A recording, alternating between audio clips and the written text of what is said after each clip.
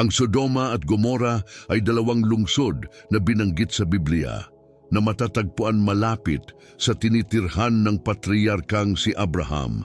Ang kanilang kwento na isinalaysay sa aklat ng Genesis ay nakabihag sa mga henerasyon ng mga aral nito tungkol sa moralidad at banal na kaparusahan. Ayon sa ulat ng Biblia, ang mga lungsod na ito ay nawasak sa pamamagitan ng direktang parusa mula sa Diyos dahil sa laki ng kanilang mga kasalanan. Pero ano ba talaga ang nangyari? Anong uri ng mga paglabag ang ginawa ng mga naninirahan sa Sodoma at Gomora na humantong sa kanilang ganap na pagkalipol?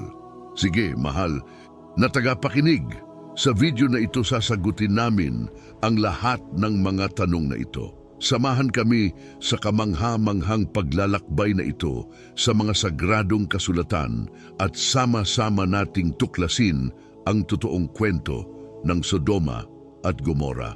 Ngunit bago tayo pumasok sa paksa, huwag kalimutang mag-subscribe sa aming channel at i-activate ang notification bell upang maabisuhan ka ng YouTube sa tuwing mag-publish kami ng bagong video. Ang isang modernong halimbawa na makakatulong sa atin na mas maunawaan ang laki ng pagkawasak ng Sodoma at Gomora ay ang Anash na lindol noong 1970 na kilala sa lokal bilang Lindol ng 70.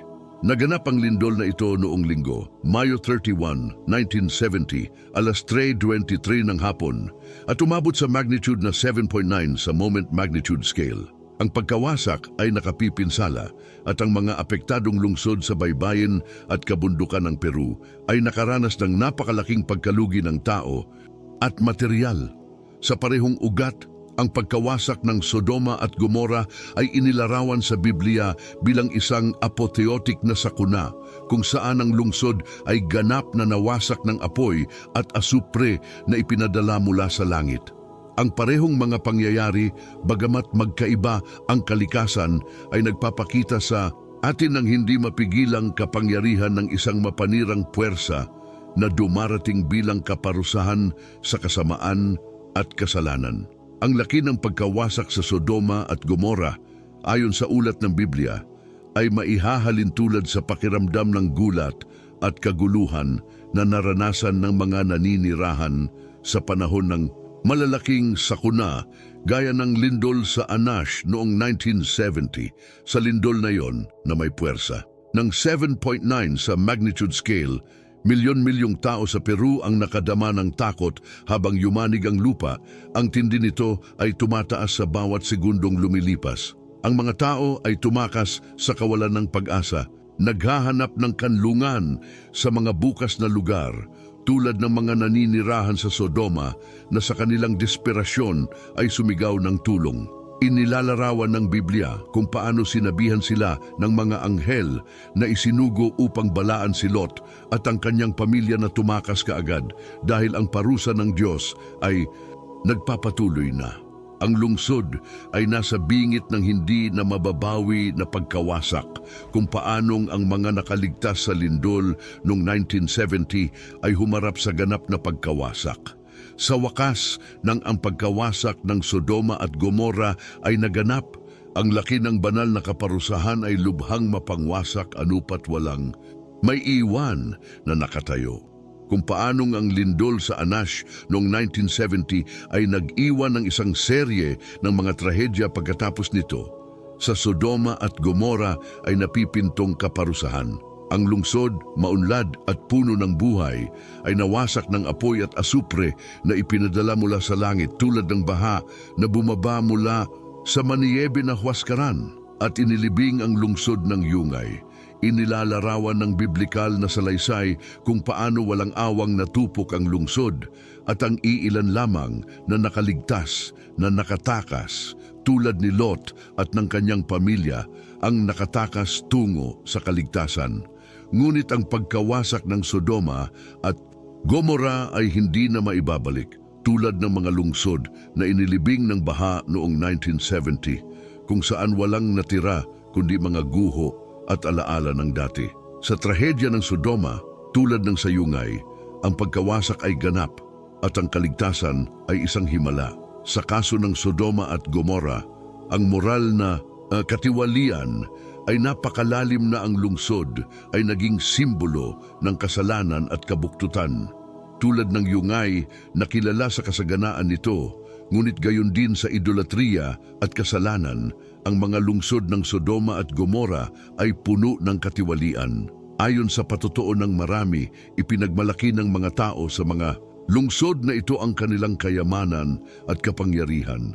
Ngunit ang kanilang moralidad ay humina hanggang sa punto na ang kasalanan ay bahagi ng kanilang pang-araw-araw na buhay. Ang idolatriya at karahasan ay karaniwang gawain at tila wala ang hustisya.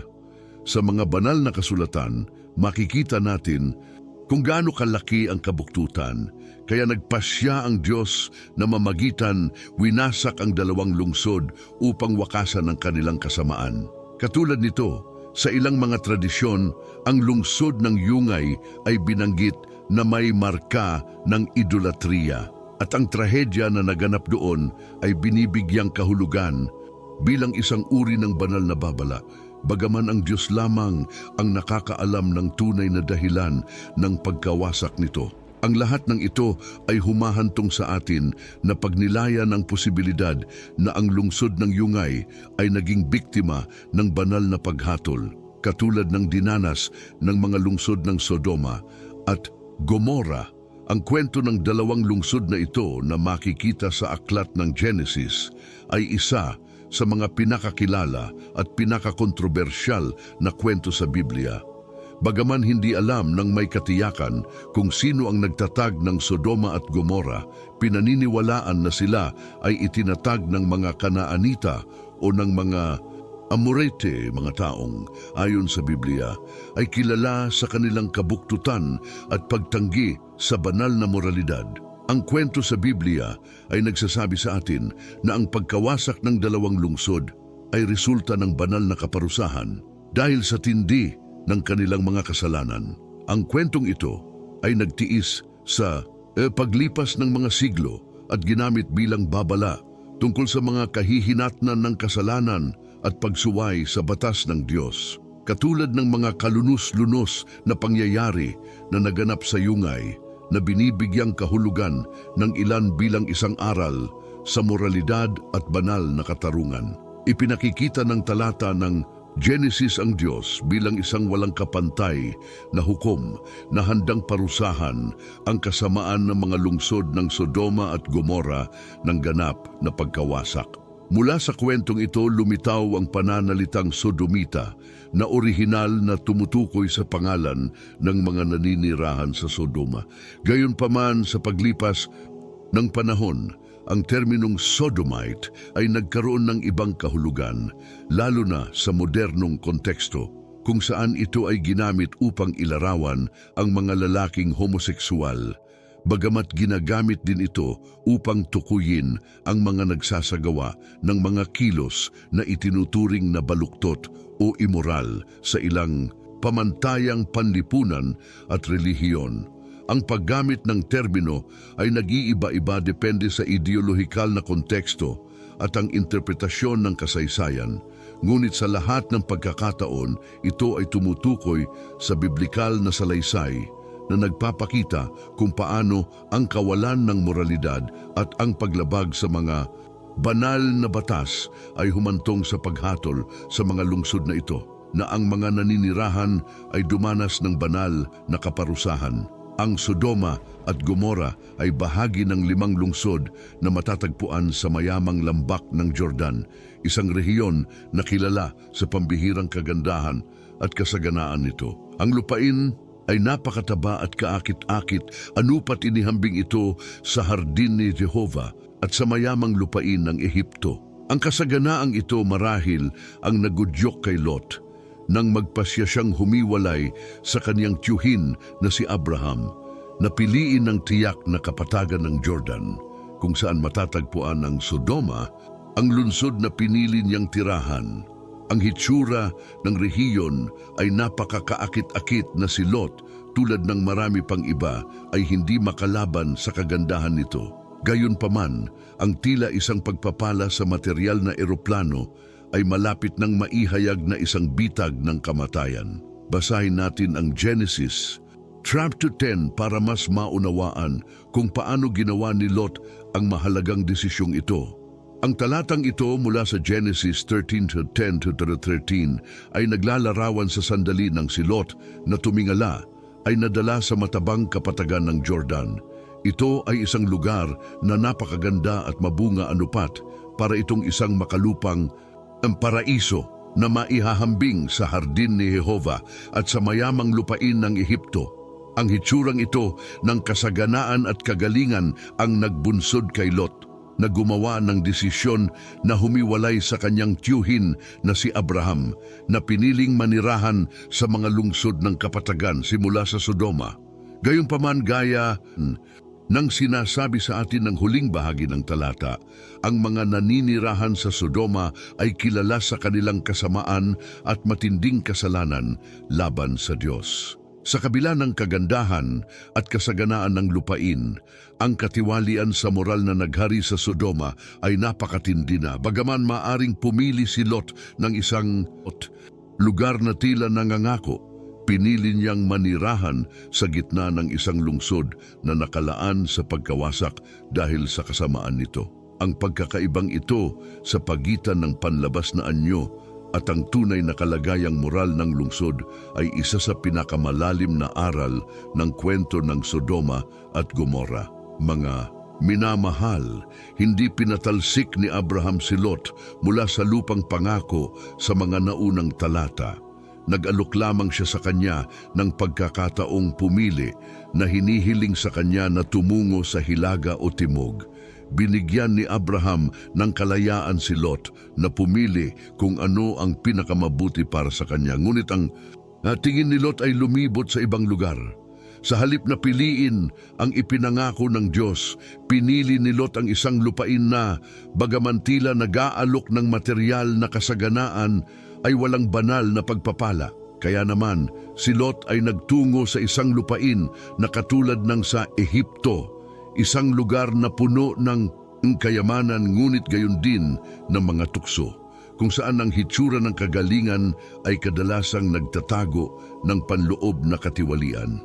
Ang lupang pangako, gaya ng alam na alam natin, ay matatagpuan sa pagitan ng mga bundok at mga lambak na dinidilig ng ulan mula sa langit, isang simbolo ng paglalaan ng Diyos. Ito ay hindi nakasalalay sa mga ilog o sa lupang pinagmumulan, ngunit sa biyaya ng Diyos. Sa kabaligtaran, sa silangan ng Canaan, sa labas ng mga hangganan ng lupang pangako, ay matatagpuan ang lambak ng Jordan na dinidilig ng ilog Jordan, isang pangmatagalang pinagmumulan katulad ng lupain ng Ehipto na tumatanggap ng kasaganaan nito mula sa ilog Nilo. Ang pagkakaibang ito ay nagpapakita sa atin ng dalawang uri ng kaunlaran. Ang isa ay nakabatay sa pagtitiwala sa Diyos at ang isa sa mga likas na puwersa. Sa Deuteronomyo, malinaw na ipinaliwanag kung paano naiiba ang lupang pangako sa Ehipto. Basahin natin ang Deuteronomyo 11:10-12 para mas maunawaan ang pagkakaiba ng dalawang lugar. Ang lupain na iyong paroroonan upang kunin ay hindi gaya ng lupain ng Ehipto na iyong pinanggalingan kung saan mo inihasik ang iyong binhi at dinilig ng iyong paa na parang halamanan ng mga gulay, kundi ang lupain na iyong paroroonan upang kunin. Ito ay lupain ng mga bundok at parang na umiinom ng tubig ng ulan mula sa langit. Ang talatang ito ay nagpapakita sa atin ng malinaw na pagkakaiba sa pagitan ng pag-asa sa natural na puwersa at pag-asa sa Diyos. Habang nasa Ehipto, ang kaunlaran ay nakasalalay sa paggawa ng tao upang patubigan ang lupain. Sa lupang pangako, ang pagpapala ng Diyos ay nahayag sa pamamagitan ng ulan mula sa langit, isang direktang probisyon mula sa itaas. Ang lupang pangako ay hindi lamang mayaman sa mga mapagkukunan, ngunit ito ay nasa ilalim ng Patuloy na pagtingin at pangangalaga ng Diyos na nagpoprotekta dito mula sa simula ng taon hanggang sa katapusan. Ito ay isang paalala na sa ating espiritual na buhay, dapat nating laging piliin na umasa sa banal na probisyon kung paanong ang mga tao ng Israel ay kailangang umasa sa makalangit na ulan at sa patuloy na pagbabantay ng Diyos. Nagustuhan ni Lot ang paraan ng pamumuhay na iniaalok ng Ehipto, kung saan palagi siyang nakakakuha ng tubig sa ilog anuman ang gawin niya. Sa halip na umasa sa ulan na ipinadala ng Diyos bilang tanda ng kanyang pagpapala sa mga namumuhay sa pagsunod, ipinili ni Lot ang tila mas madali at mas ligtas na buhay. Maaari siyang manatili sa lupang pangako, isang lugar kung saan kitang-kita ang pagpapala ng Diyos, ngunit pinili niyang pumunta sa kabilang direksyon. Mas gusto niya ang isang pamumuhay na nag-aalok sa kanya ng material na kasaganaan at isang seguridad na nakasalalay sa ilog, sa halip na ganap na umasa sa banal na probisyon. Pinili niya ang ginhawa at material na kayamanan kaysa espiritual na mga pagpapala. Tulad ng nakikita natin sa kwento, nagsimulang dahan-dahang lumapit si Lot sa Sodoma, isang lugar kung saan naghahari ang kasamaan hanggang sa tuluyang nanirahan doon. Lubusang nakalimutan ng babala na manatiling tapat sa lupang pangako. Malaki ang halaga ni Lot sa desisyong ito, yamang sa pamamagitan ng pagpili ng material na mana kaysa espiritual na mana. Nasumpungan niya ang kaniyang sarili na nasasangkot sa sunod-sunod na mga problema at panganib. Una, siya ay dinukot sa panahon ng digmaan sa pagitan ng mga hari, Genesis 14, at bagamat iniligtas siya ni Abraham, hindi iyon ang huling pagkakataong haharapin niya ang kahirapan. Nang maglaon ang lungsod na tinitirhan niya, ang Sodoma ay pupuksain ng banal na paghatol dahil sa malaking kasamaan na naninirahan doon. Ang buhay ni Lot ay mamarkahan ng trahedya dahil ang kanyang asawa ay mamamatay kapag siya ay lumingon, hindi sumusunod sa utos na huwag gawin ito, at ang kanyang mga anak na babae ay maliligaw din sa mga daan ng Diyos. Sa huli, si Lot ay isang malinaw na halimbawa ng isa na, sa paghahanap ng kayamanan ng mundong ito, nawala ang lahat ng ito. Ngunit iiwan natin ang kwentong ito, kasama ang lahat ng mga kalunos-lunos na pagliko nito para sa pagtatapos ng video. Sa kabila ng kagandahan at kasaganaan ng mga yaman na iniaalok ng mga lungsod na ito, ang Sodoma at Gomora ay kilala rin sa kanilang malaking kasamaan. Bagaman ang mga ito ay tila mga masaganang lugar, kung saan ang material na buhay ay tila komportable, ang tunay na kalikasan ng mga lungsod na ito ay minarkahan ng moral at espiritual na katiwalian. Sa halip na mamuhay ayon sa mga tagubilin ng Diyos, ang mga naninirahan sa Sodoma ay napakasama at ang kanilang kasalanan ay napakalaki na umabot sa mga antas na hindi mabata. Sa Genesis 18:20, sinabi ng Diyos kay Abraham, sapagkat ang daing laban sa Sodoma at Gomora ay lumalala at ang kanilang kasalanan ay naging lubhang mabigat. Ang mga salitang ito ay nagpapakita sa atin kung paano ang kasalanan ng mga lungsod na iyon ay umabot sa isang punto kung saan ito hindi na maaaring balewalain ng Diyos. Sa harap ng sitwasyong ito, marami ang nagtataka. Ano nga ba ang laman ng kasalanan ng Sodoma at Gomora? Masusumpungan natin ang sagot sa banal na kasulatan. Ang pangunahing kasalanan na nauugnay sa mga lungsod na ito ay homosexuality at sexual na karahasan. Habang lumalayo ang sangkatauhan sa Diyos, sinimulan nitong baluktutin ang orihinal na layunin ng sex, isang kaloob na ibinigay ng Diyos upang tamasahin sa loob ng konteksto ng isang kasal sa pagitan ng isang lalaki at isang babae. Ang palitan na ito ng natural na paggamit ng sexualidad ay napuno ng kasuklam-suklam at kahiyahiyang mga hilig.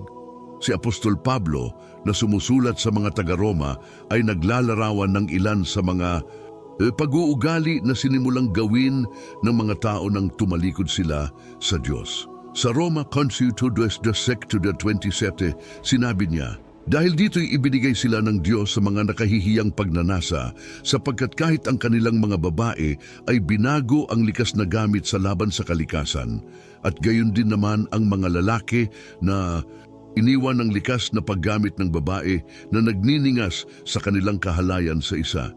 Isa pa, gumagawa ng mga kahiyahiyang gawa, mga lalaki sa mga lalaki at tinatanggap sa kanilang sarili ang kabayaran ng buhay para sa kanilang kamalian.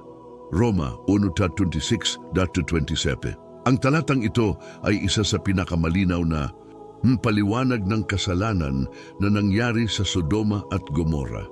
Inilalarawan ng Biblia kung paano ang mga tao na tumalikod sa Diyos ay ibinigay sa mga nakakahiyang pagnanasa. Binago ng mga babae ang likas na paggamit ng kasarian at sa parehong paraan, tinalikuran ng mga lalaki ang pakikipagrelasyon sa mga babae at nag-alab sa pagnanasa sa isa't isa na gumagawa ng mga kahiyahiyang gawa. Ang kinahinatnan ng paglihis na ito ay natanggap nila sa kanilang mga katawan ang kabayaran ng buhay para sa kanilang kamalian. Iyon ay ang likas na kahihinatnan ng kanilang kasalanan na hindi lamang nakaapekto sa kanilang kaugnayan sa Diyos, kundi pati na rin sa kanilang mga katawan at kanilang kagalingan. Sa katulad na paraan, nang banggitin ang sexual na imoralidad ng Sodoma at Gomora, si Judas sa kaniyang liham ay nagsabi, kung paanong ang Sodoma at Gomora at ang nakapalibot na mga lunsod na sa gayon ding paraan gaya ng mga iyon na nakagawa ng pakikiapid at naghahabol ng mga bisyo laban sa kalikasan, ay itinakda bilang isang halimbawa, nagdurusa sa kaparusahan ng walang hanggang apoy. Judas 1:7. Ang isa pang bersyon ng siping ito mula sa Jude ay nagsabi, at ang Sodoma at Gomora kasama ang mga nakapaligid na lunsod na ibinigay tulad nila sa pagnanasa at homoseksualidad ay nagdusa ng kaparusahan ng walang hanggang apoy. Itinatampok ng talatang ito ang kabigatan ng kasalanang nagawa sa mga lungsod na ito. Hindi lamang tungkol sa sexual na imoralidad ang pinag-uusapan natin, kundi pati na rin ang isang walang pigil na pagnanasa na sumalungat sa likas na disenyo na itinatag ng Diyos para sa sangkatauhan. Ang ganitong uri ng pag-uugali ay napakatindi na bilang isang resulta, ang mga lungsod ng Sodoma at Gomora ay nagsilbing isang halimbawa sa lahat na nagpapakita kung ano ang nangyayari kapag ang isang lipunan ay ibinigay ang sarili sa ganap na kasalanan at kabuktutan. Ang parusang natanggap nila, walang hanggang apoy, ay inilarawan bilang isang direktang bunga ng kanilang paghihimagsik. Minamahal na tagapakinig, ang tinatawag ni Jude na hindi likas na mga bisyo ay madalas na tinatawag na mga alternatibong paraan ng pamumuhay sa ating modernong panahon. Ang terminong ito ay maaaring mukhang inosente sa ating kultura, ngunit ito ay aktwal na nagpapahiwatig ng sexual na pag-uugali na hindi natural at nakakasakit sa mata ng Diyos. Kapag binasa natin ang Genesis 19:5-8, makikita kung ano ang nasa isip ni na Pablo at Judas. Ang lipunan ng Sodoma ay labis na nahuhulog sa laganap na sexual na imoralidad na kinabibilangan hindi lamang ng mga homoseksual na gawain, kundi pati na rin ang agresibong panggagahasa. Sa kwento ng Genesis, pinalibutan ng mga lalaki ng lungsod ang bahay ni Lot, na hinihiling na ibigay niya ang mga bisita na talagang mga anghel upang abusuhin. Ang eksenang ito ay sumasalamin sa matinding kabuktutan at katiwalian sa moral na katangian ng Sodoma at Gomora. Ngayon, bukod sa homoseksualidad, ang iba pang kapantay na mabibigat na kasalanan ay ginagawa sa Sodoma. Ang Biblia ay hindi lamang binanggit ang sexual na imoralidad bilang pangunahing kasalanan ng mga lungsod na ito, ngunit binabanggit din nito ang tungkol sa pagmamataas, kasakiman, karahasan at kawalan ng panauhin. Sa Ezekiel 16:49-50, sinasabi, "Narito, ito ang kasamaan ng iyong kapatid na babae na Sodoma. Siya at ang kaniyang mga anak na babae ay nagkaroon ng kapalaluan, kabusog sa tinapay at kasaganaan ng katamaran at hindi nila pinalakas ang kamay ng mga nagdadalamhati at ang nangangailangan. At sila ay naging mapagmataas at gumawa ng isang karumaldumal na bagay sa harap ko. Kaya't inalis ko sila nang makita ko sila." Ang talatang ito ay nagpapakita kung paano ang Sodoma ay hindi lamang naligaw sa moralidad, ngunit kasama rin sa kasalanan nito ang kawalan ng katarungan sa lipunan at kawalang interes sa mga dukha at nangangailangan. Bilang uno, sila ay walang ginagawa dahil sa kasaganaan ng kayamanan, ngunit hindi sila tumulong sa nangangailangan. Sa halip, sila ay mayabang at mapagmataas. Basahin natin ang Ezekiel 16:49-50. "Narito, ito ang kasamaan ng iyong kapatid na babae na Sodoma. Siya at ang kaniyang mga anak na babae ay nagkaroon ng kapalaluan, kabusog sa tinapay at kasaganaan ng katamaran at hindi nila pinalakas ang kamay ng dukha at nangangailangan. At sila ay naging mapagmataas at gumawa ng isang karumaldumal na bagay sa harap ko. Kaya inalis ko sila nang makita ko sila." Ang talatang ito ay nagpapakita ng isa sa mga pinakatrahedya na aspeto ng Sodoma, ang kawalan ng habag at tulong sa mga higit na nangangailangan, sa kabila ng kasaganaan na mayroon sila. Ang kanilang kayamanan at kaginhawahan ay naging walang pakialam sa pagdurusa ng iba na sumasalamin sa isa sa mga dakilang dahilan kung bakit sila nawasak. Narito, ito ang kasamaan ng iyong kapatid na babae na Sodoma. Siya at ang kaniyang mga anak na babae ay may kapalaluan, kasaganaan ng tinapay at kasaganaan ng katamaran, at hindi nila pinalakas ang kamay ng dukha at mapagkailangan, kasuklam-suklam sa harap ko, at nang makita ko, inalis ko sila. Ezekiel 6:49-50. Ang talatang ito mula kay Ezekiel ay naghahayag ng isa sa mga pangunahing dahilan ng pagkawasak ng Sodoma, ang pagiging makasarili at kawalang interes nito sa pagdurusa ng iba. Ang pagmamalaki at sobrang ginhawa na tinatamasa ng mga naninirahan sa mga lungsod na ito ay naging bulag sa mga pangangailangan ng iba. Ang kasaganaan ng tinapay at libreng oras, malayo sa paghikayat sa pagkabukas palad, ay humantong sa kanila sa pagmamataas na naging ugat ng kanilang pagbagsak. Hindi lamang nila pinansin ang mga naghihirap at nangangailangan, ngunit sila ay sumuko sa walang kabuluhan, gumawa ng kasuklam-suklam sa paningin ng Diyos. Ito ay isang paalala na ang material na mga pagpapala ay hindi isang dahilan para sa kapabayaan o kawalan ng pakikiramay sa iba. Numero 2, kumain sila ng pangangalunya, namuhay sa kasinungalingan at ipinagtanggol ang gumagawa ng masama. Sa Jeremias 23:14 ay sinasabi, "At nakita ko ang kamangmangan sa mga propeta ng Jerusalem. Sila'y nangalunya at lumakad sa kasinungalingan at kanilang pinalakas ang mga kamay ng masama upang walang sinumang tumalikod sa kanilang kasamaan. Sa akin ay naging parang Sodoma at ang mga naninirahan doon ay parang Gomora." Ang talatang ito ay nagpapakita sa atin ng isa sa pinakamadilim na katangian ng katiwalian sa Sodoma at Gomora. Hindi lamang sila namuhay sa kasalanan, ngunit hinimok din nila ang kasamaan sa iba. Ang mga pinuno at mga propeta ng Jerusalem na dapat nagagabay sa mga tao tungo sa katarungan ay nangalunya at nagsinungaling, at sa halip na ituwid ang mga gumagawa ng kasamaan, sinuportahan nila sila, pinalakas ang kanilang mga kamay sa kanilang kasamaan. Ang Sodoma sa paghina nito ay naging isang lugar kung saan tinanggap at itinaguyod pa ang kasamaan na isa sa mga dahilan kung bakit nagpasya ang Diyos na wasakin ito. Numero 3, Inilathala nila ang kanilang kasalanan nang hindi ito ikinahihiya. Basahin natin ang Isaiah 3:8-9. Sapagkat ang Jerusalem ay nasira at ang Juda ay bumagsak, sapagkat ang kanilang dila at ang kanilang mga gawa ay laban sa Panginoon, upang mungkahiin ang mga mata ng kaniyang kamahalan. Ang anyo ng kanilang mga mukha ay nagpapatotoo laban sa kanila, sapagkat gaya ng Sodoma ay inihahayag nila ang kanilang kasalanan.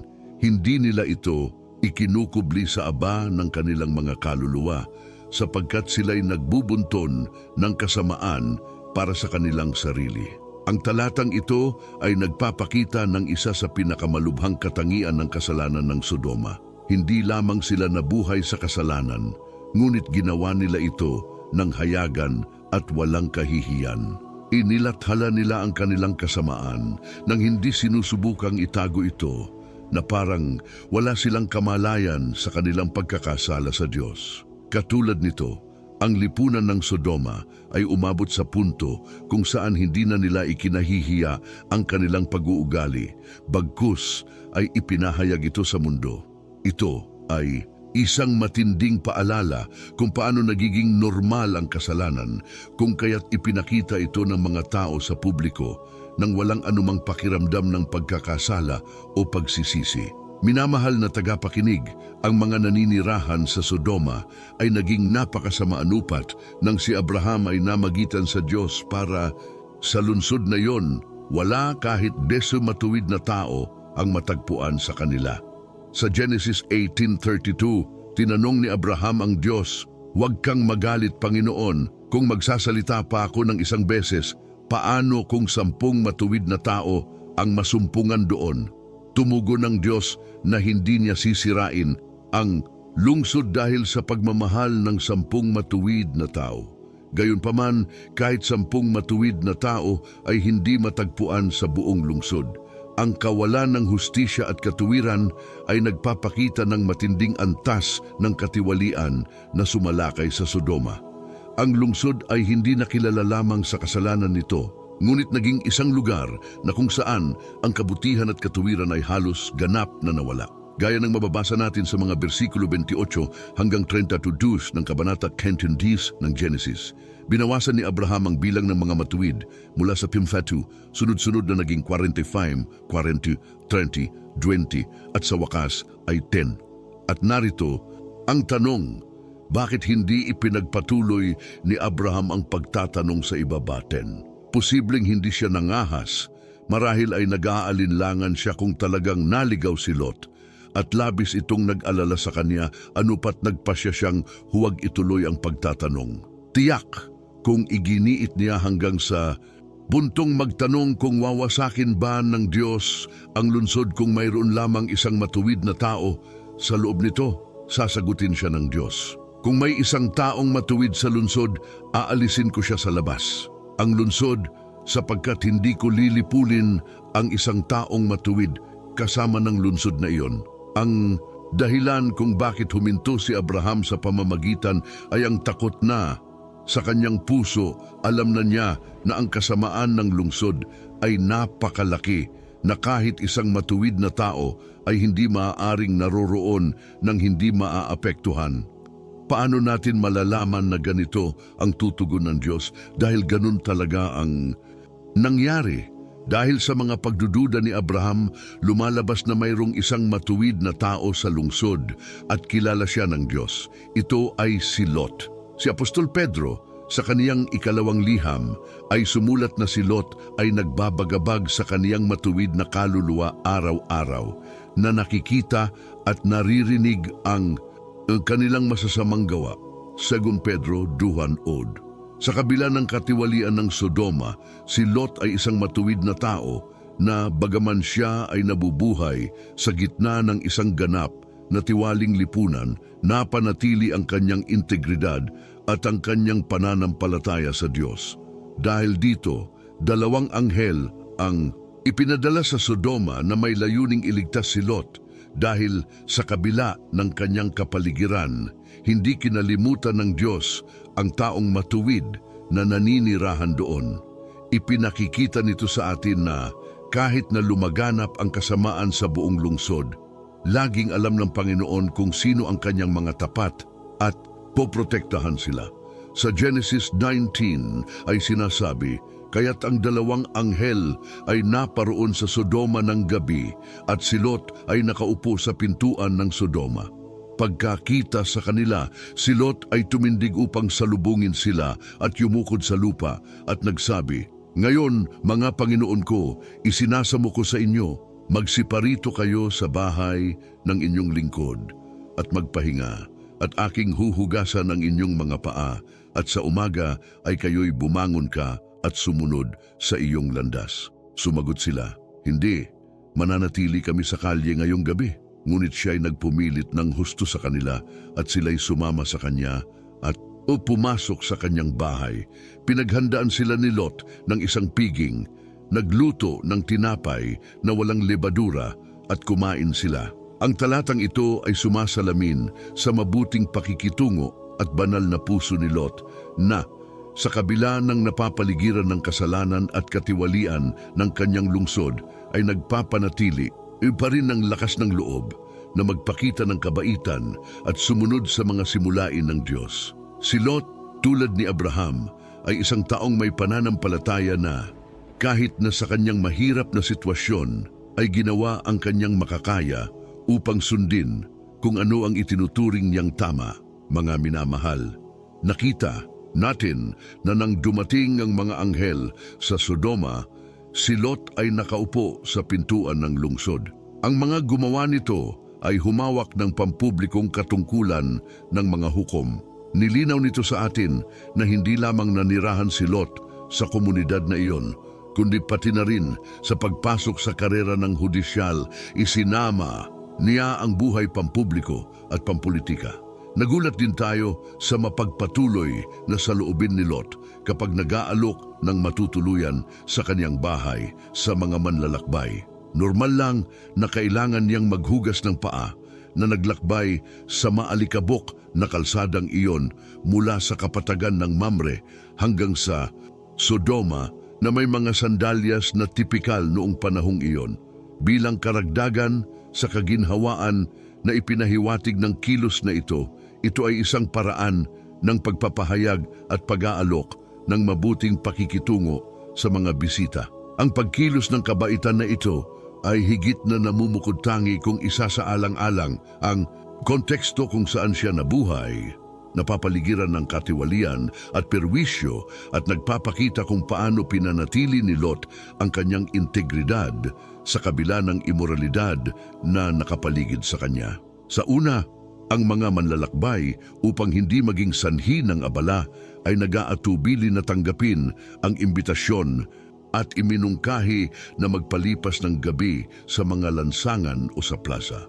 Ngunit si Lot, nabatid ang panganib na kanilang mararanasan dahil sa kapaligiran sa lungsod, ay mapilit na nakiusap sa kanila na magpalipas ng gabi sa kanyang bahay. Tayo na nakakaalam ng mga kalagayan ng ating malalaking lungsod, lalo na sa gabi na may lumalalang krimen at karahasan, ay lalong nagiging sensitibo sa kawalan ng kapanatagan ng mamamayan.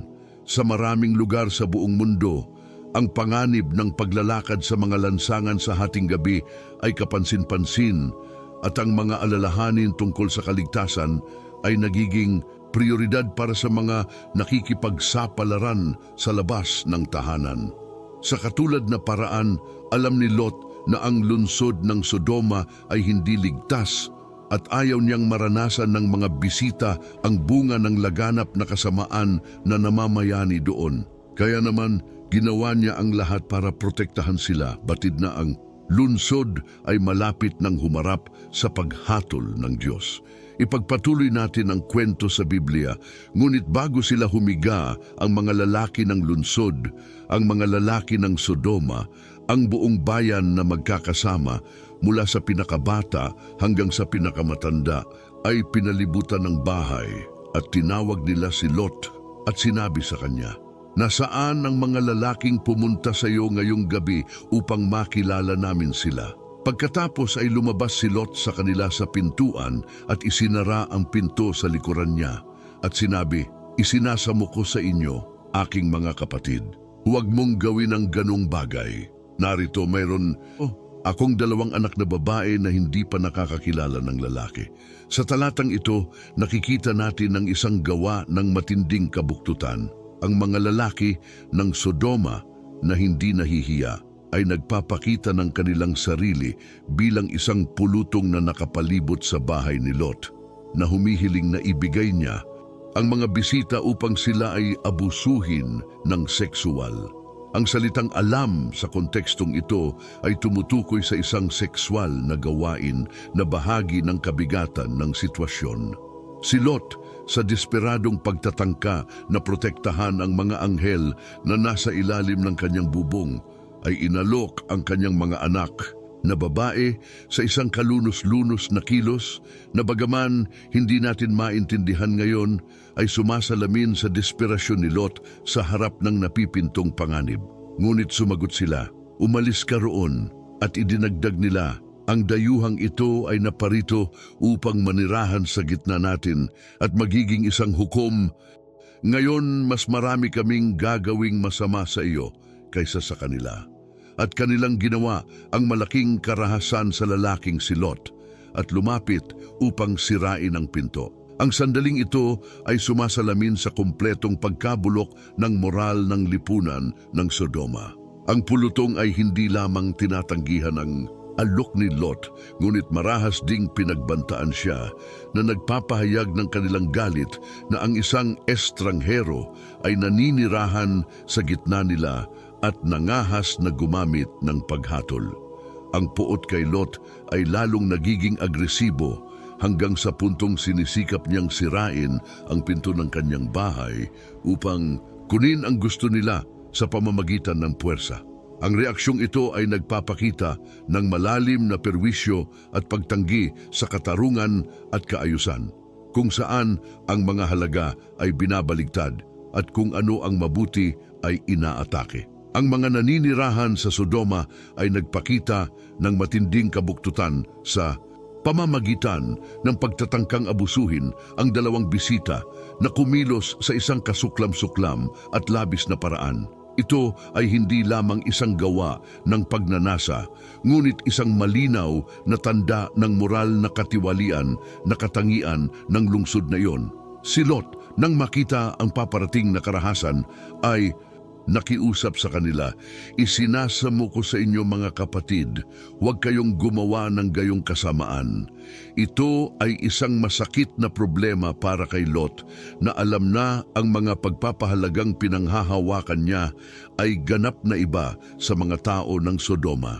Habang hinahangad lamang nilang bigyang kasiyahan ang kanilang mga pagnanasa, sinubukan ni Lot sa walang kabuluhan na ipakita sa kanila ang kabuktutan ng kanilang mga aksyon. Mahirap na huwag magtaka na si Lot sa desperadong pagtatangka na protektahan ng kanyang mga bisita ay handang ialay ang kanyang mga anak na babae sa karamihan.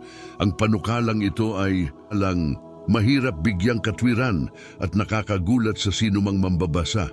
Ang mga lalaki ng Sodoma ay nagpakita ng matinding kasamaan, ngunit hindi gaanong nakagugulat ang pagpayag ni Lot na isakripisyo ang kanyang mga anak na babae sa gayong kahiyahiyang gawa upang mas maunawaan ang kakilakilabot na sitwasyong ito. Mahalagang isaalang-alang ang panlipunang dinamika ng panahon.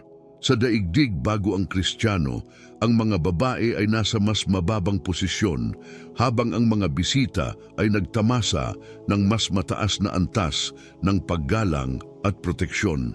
Sa kontekstong iyon, ang mga bisita ay inaasahang mapoprotektahan sa lahat ng mga gastos, kahit na higit sa sariling pamilya. Mahalagang bigyang diin ang mga salita ng mga mananalakay. Ang estranghero ay naparito upang manirahan sa gitna natin at magiging isang hukom. Dito makikita natin na hindi lamang kinukutya ng mga lalaki ng Sodoma si Lot, may para sa kanyang maliwanag na impluwensyang pampulitika sa lungsod, ngunit inatake ang kanyang autoridad at hayagang hinamon siya. Ang kanilang paghamak kay Lot at sa kanyang pamilya ay kaya nilang nawasak ang lahat kung hindi dahil sa pamamagitan ng Diyos.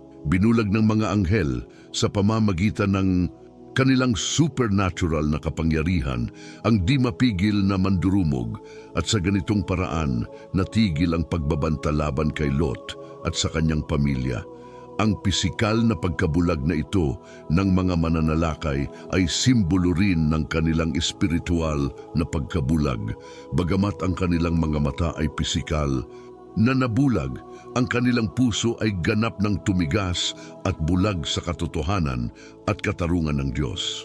Ipagpatuloy natin ang kwento sa Biblia. Sinabi ng mga anghel kay Lot, "Mayroon ka bang iba rito?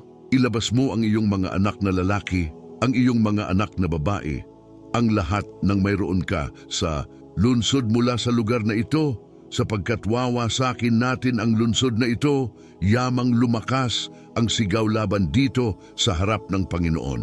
Nang marinig ni Lot ang kakilakilabot na balitang ito, ay lumabas. Mabilis at nagpunta upang makipag-usap sa kanyang mga manugang na lalaki, ang mga lalaking nakipagtipan sa kanyang mga anak na babae. Binalaan niya sila, "Tumayo kayo, umalis sa dakong ito, sapagkat pupuksain ni Jehovah ang lunsod na ito."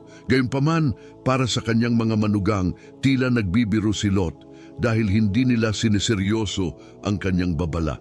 Ang sandaling ito ay nagpapakita kung gaano kahirap para kay Lot na manatiling matatag sa kanyang pananampalataya. Sa pagkakaroon ng maraming taon sa Sodoma, kung saan ang kabuktutan at katiwalian ay karaniwan, siya ay dumating upang tiisin ang kapaligirang iyon, maging ang kanilang mga anak na babae na lumaki sa kontekstong iyon ay nakatuon sa mga kabataang may katulad na mga pagpapahalaga. Dahil dito, nang subukan ni Lot na bigyan ng babala ang kanyang magiging mga manugang na lalaki at sabihin sa kanila na tumakas kasama niya, kinutya nila siya. Matagal nang nanirahan si Lot sa Sodoma na umaayon sa kanilang pamumuhay na itila hindi na siya naiiba sa kanila. Sa makatuwid, ang kanyang malubhang babala ay kinuha ng basta-basta bilang isang biro. Ang sitwasyong ito ay nagpapakita kung paanong si Lot sa pamamagitan ng pagpili na manirahan sa lunsod na iyon ay lumayo sa kalooban ng Diyos para sa kanyang buhay. Higit pa rito, maliwanag na hindi siya naging matatag na saksi sa kaniyang pananampalataya ni hindi niya ipinagtanggol ang kaniyang sariling mga pamantayang Kristiyano. Ito ay isang katotohanan na kinakaharap ng maraming Kristiyano ngayon. Marami ang umaangkop ng husto sa mga halaga ng mundo kung kaya't nauwi sa kompromiso ang kanilang mga paniniwalang Kristiyano. Sa halip na ilapit ang iba kay Kristo, ang kanyang buhay ay sumasalamin sa kabaligtaran na inilalayo ang iba sa tunay na ebanghelyo. Ito ay isang paalala kung gaano kahalaga ang mapanatili ang isang matatag na pagkakakilanlan sa Diyos nang hindi sumusuko sa mga panggigipit ng kultura sa paligid natin.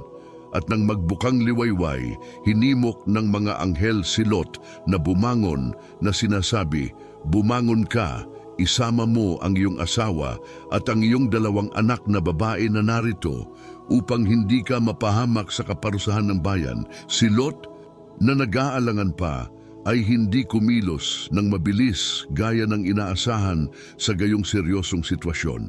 Noon ang mga anghel na kumikilos ng may awa ng Diyos ay hinawakan si Lot sa kamay at ang kanyang asawa at mga anak na babae upang akayin sila palabas ng lungsod at palabas sa panganib.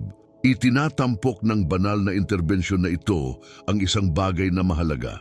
Sa kabila ng kawalan ng determinasyon ni Lot, kumilos ang Diyos ng may biyaya at awa upang iligtas siya. Ang kaligtasan ni Lot at ng kanyang pamilya ay hindi nakasalalay sa kanilang pagiging perpekto, ngunit sa kabutihan at awa ng Diyos. Ito ay isang paalala na bagamat tayo ay hindi perpekto at kung minsan ay nag-aalinlangan, ang biyaya ng Diyos ay handang tumulong sa atin kung tayo ay kakapit sa Kanya. Masasabi natin na sa kabila ng lahat, si Lot ay talagang pag-aari ng Diyos. Kung mayroon lamang tayong ulat sa aklat ng Henesis, maaaring pagdudahan natin ang kaniyang katayuan sa harap ng Diyos. Gayunman, dahil tinawag siya ni Apostol Pedro na matuwid sa kaniyang ikalawang liham, makatitiyak tayong naligtas si Lot. Si Lot ay itinuring ng Diyos na matuwid dahil sa kanyang pananampalataya, dahil tulad ni Abraham, pinili niyang sundin ang Diyos at ibahagi sa kanya ang kanyang pagsamba at mga sakripisyo.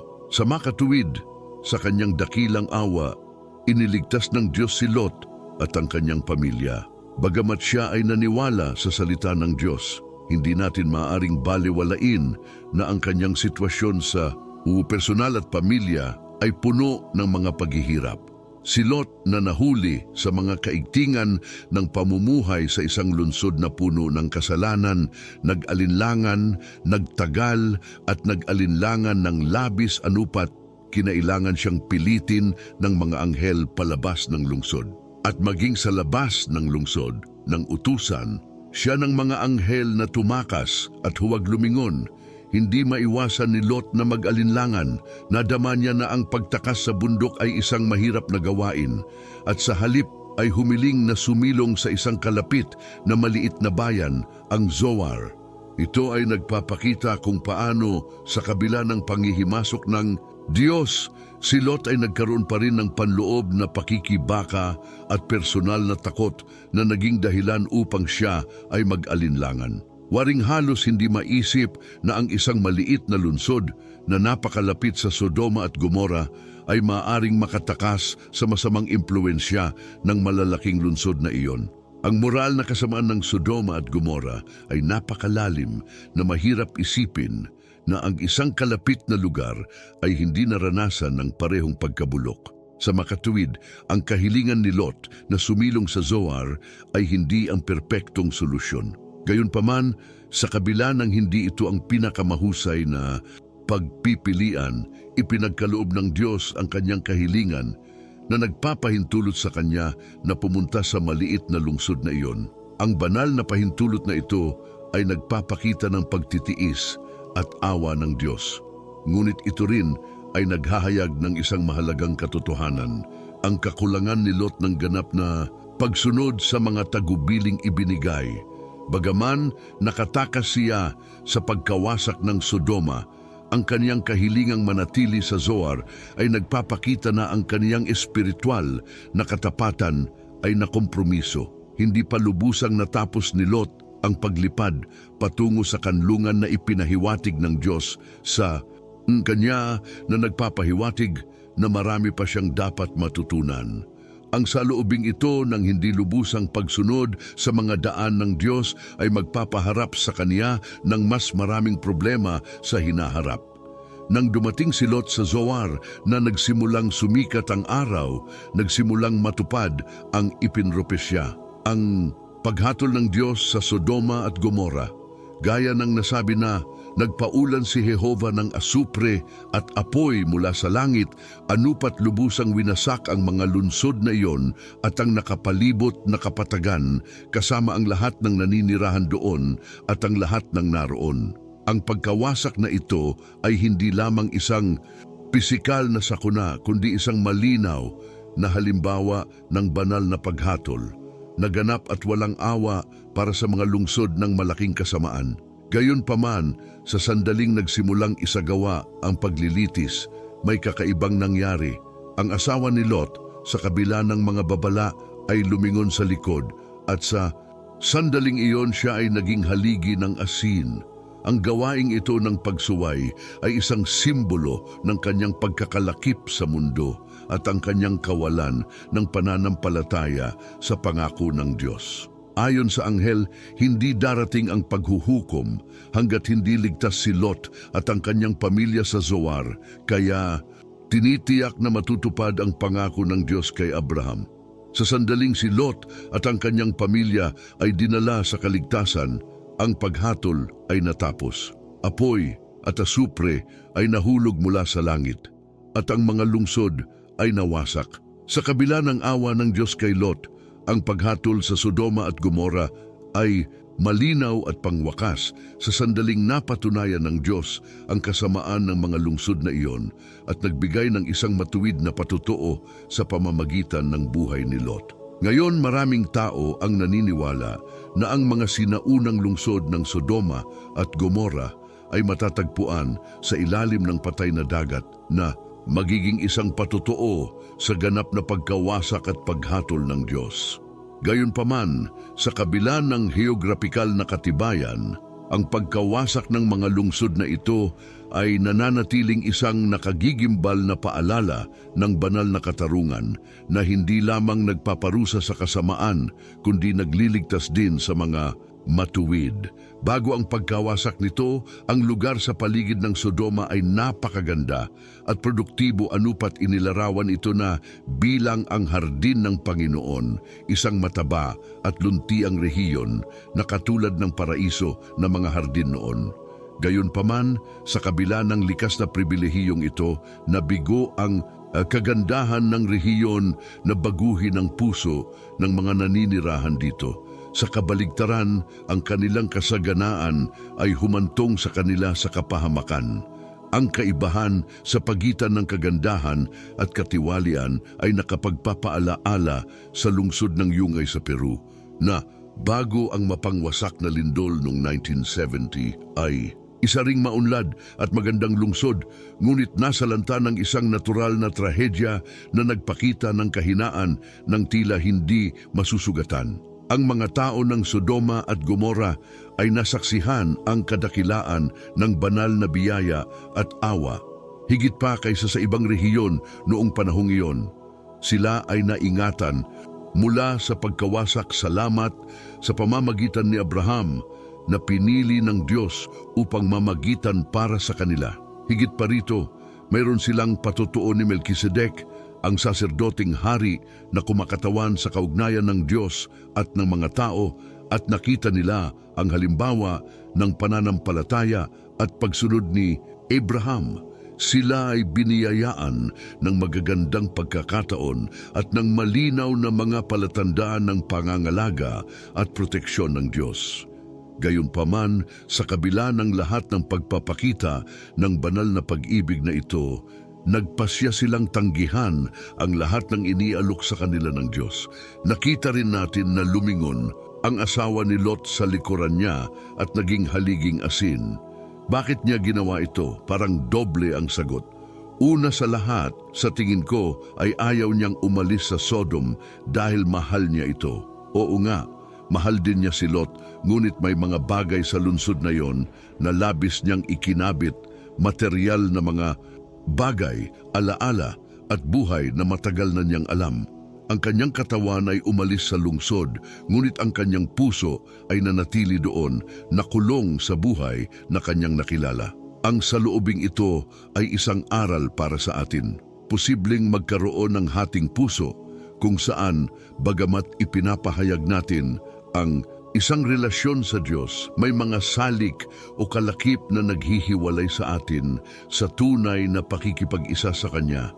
May mga Kristiyano na nasusumpungan ang kanilang sarili sa patuloy na pakikibaka na gustong sumunod sa Diyos, ngunit sabay kulong sa mundong hindi nila lubusang maiiwan. Bilang resulta, nabigo silang mamuhay ng buong buhay o makamit ang layunin ng Diyos para sa kanila. Ang mga salik na ito na maaaring mga pagkakaibigan, mga gawi o kalakip sa ilang material na bagay ay unti-unting nagpapawalang bisa sa ating pananampalataya at sa ating Kristiyanong patotoo.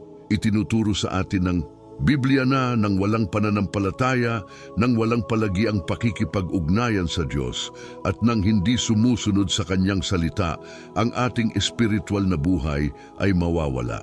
Hindi mararanasan ng isang hating puso ang kabuuan ng buhay Kristiyano. Parang apoy na unti-unting namamatay. Ang pagsuway ay ang hindi maiiwasang resulta ng isang pananampalataya na pinahina ng mga pangako at kalakip ng mundo.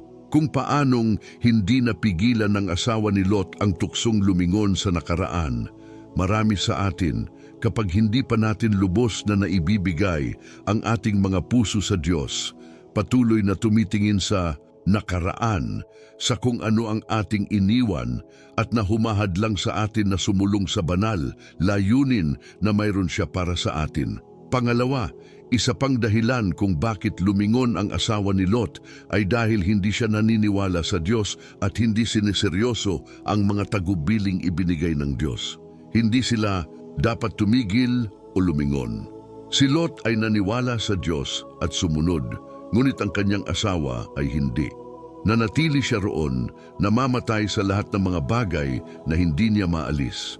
Ang kanyang kalakip sa material na mga bagay at buhay sa Sodoma ang nagbunsod sa kanya upang hindi maunawaan ang kabigatan ng sitwasyon. Malinaw ang babala ng Diyos, tumakas ng hindi lumilingon, ngunit hindi niya kayang bitawan ang kanyang nakaraan. Ang pagkilos ng pagsuway na ito ay nagpapakita ng malalim na katotohanan. Maraming beses, ang kasalanan ay nakasalalay sa hindi lubos na paniniwala sa sinasabi ng Diyos sa atin.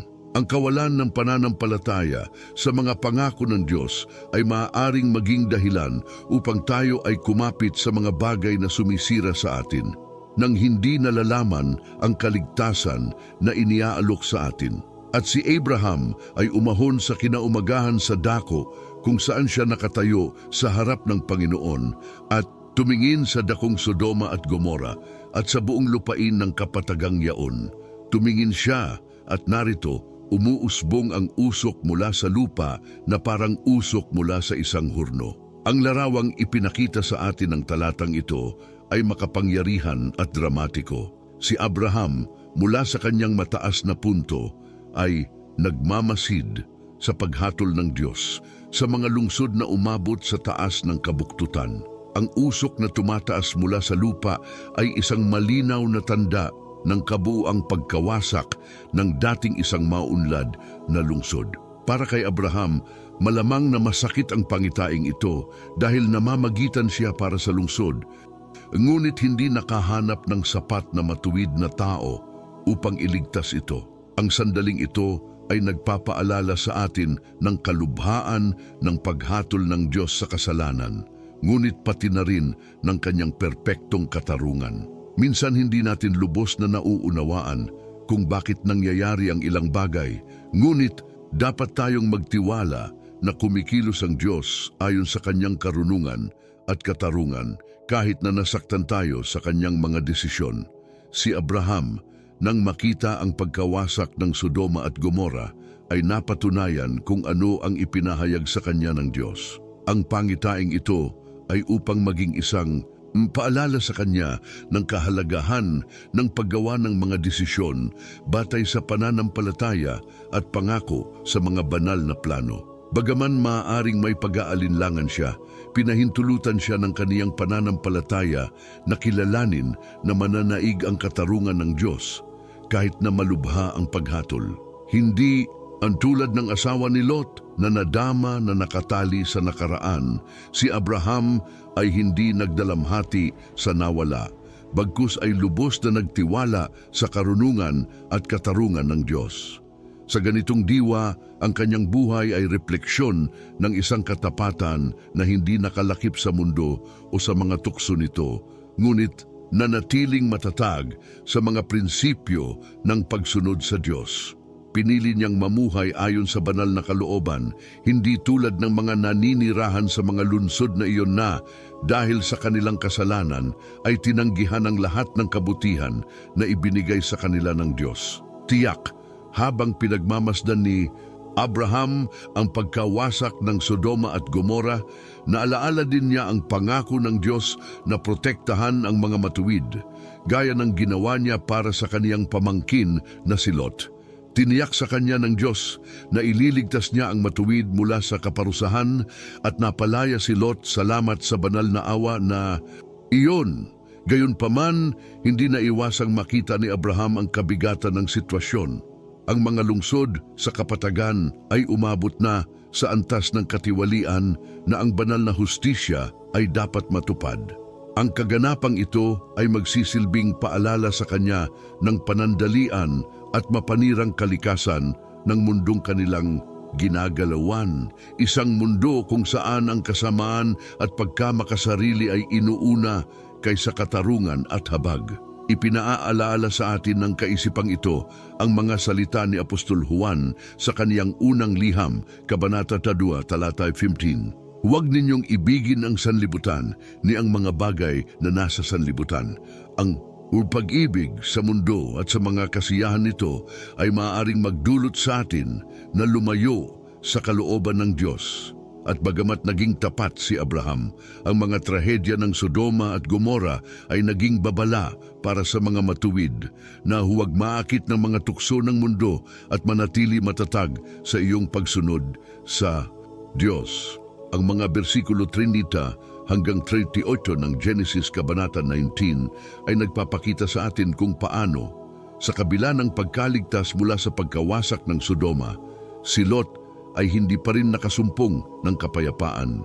Dahil sa takot, tumakas siya mula sa Zoar. Dahil bagaman ito ay isang maliit na lungsod, malamang na hindi ito sapat na ligtas o naiiba sa Sodoma, kung saan ang kabuktutan ay nararamdaman pa rin sa hangin. Si Lot ay sumilong sa mga bundok kasama ang kanyang mga anak na babae, na nagbibigay diin sa desperasyon at kawalan ng tiwala na nadama niya sa mga lugar na malapit sa katiwalian. Ang pinakakalunos-lunos na bagay tungkol sa talatang ito ay na sa kanilang paghihiwalay at desperasyon, ang mga anak na babae ni Lot ay gumawa ng isang maling desisyon. Gumamit ng isang panghihinayang pagkilos ng pagmamanipula at pang-aabuso, nilasing nila ang kanilang ama at pagkatapos ay natulog sa kanya. Ang resulta ng incest na ito ay ang mga Moabita at ang mga Amonita, 2 tao na sa buong kasaysayan, ay magiging patuloy na mga kaaway ng Israel. Itinuturo sa atin ng kalunos-lunos na episode na ito kung paano maaring humantong sa mga generational na kahihinatnan ang mga maling desisyon, takot at paglayo sa banal na kalooban.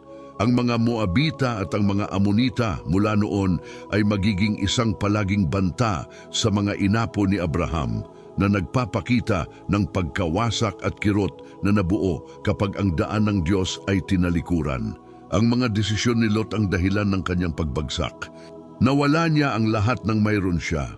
Ang kanyang material na mga ari-arian, ang kanyang asawa at nauwi sa walang kamalay-malay na pakikilahok sa isang sexual na kahalayan sa kanyang mga anak na babae na nagsilang ng 2 anak na lalaki na sa hinaharap ay magiging mga kaaway ng Israel. Maraming tao ang nabigo upang makita kung ano ang magagawa ng kasalanan sa kanilang buhay. Ngunit ang katotohanan ay ang bawat isa na nagsasagawa ng kasalanan ay magtatapos sa masama, maaga o huli. Si Lot ay iniligtas ng Diyos, ngunit nagbayad siya ng malaki para sa mga kahihinatnan ng kaniyang masasamang desisyon. Ang Diyos, sa kanyang walang katapusang awa, ay maaaring magpatawad sa ating mga kasalanan. Ngunit maraming beses na hindi niya tayo palalayain mula sa mga kahihinatnan ng mga ito. Ang pinakamagandang bagay ay ang tumakas mula sa makasalanang mundong ito. Mahal na kaibigan, huwag nating hintayin na mawala ang lahat ng mayroon tayo at makita ang ating sarili na sinisira ng kasalanan. Tayo'y makatakas sa oras mula sa kakilakilabot na kahihinatnan nito at walang hanggang kapahamakan. Kung ang mensaheng ito ay naantig sa iyo, huwag kalimutang i-like ito, ibahagi ito sa iyong mga kaibigan at mag-subscribe sa channel para sa higit pang nilalaman na makakatulong sa iyong lumago sa iyong pananampalataya. Kung mayroon kang anumang mga katanungan o iniisip, iwanan ang mga ito sa mga komento. Gusto kong basahin ang mga ito. Pagpalain ka ng Diyos.